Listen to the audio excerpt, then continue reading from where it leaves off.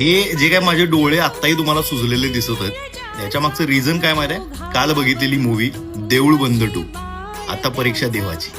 काय कमाल फिल्म बनवलेली आहे. म्हणजे लिटरली तुम्हाला सांगतो, आजपर्यंत आपण प्रवीण तरडेंना ऍक्टिंग करताना बघितलं होतं. कमाल ऍक्टिंग करतात ते. हे डिरेक्शन, लेखन सगळं जबरदस्त आहे. पण स्नेहल तरडेंची ऍक्टिंग तुम्ही जर बघितली, आई शपथ तुम्ही त्या ऍक्टिंगच्या प्रेमात पडाल, त्या व्यक्तीच्या प्रेमात पडाल, त्या कलाकारीच्या प्रेमात पडाल तुम्ही. दुसरं म्हणजे ऋषिकेश वांबुरकर सुद्धा जबरदस्त, माझा मित्रच आहे तो, आणि छान ऍक्टिंग केलेली त्यानं पण. आणि सगळ्यात महत्वाचं म्हणजे मोजो सर, म्हणजेच मोहन जोशी सर. यार काय माणूस आहे यार तो, कमाल. तुम्हाला मी स्पॉइलर नाही देणार, पण काही मूवीज असतात ज्या थिएटरमध्ये जाऊनच बघायच्या असतात. त्यापैकी ही एक आहे देऊळ बंद 2.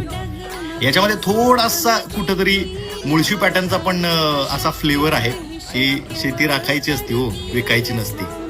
आणि हेच या मूवीमध्ये आहे. ज्या लोकांना असं वाटतं की आपल्या आई वडिलांच्या आधीच्या ज्या पिढ्या आहेत त्यांनीच फक्त शेती केलेली आहे आणि आता शेतीचं काही होऊ शकत नाही, त्यांच्यासाठीचीच ही फिल्म आहे.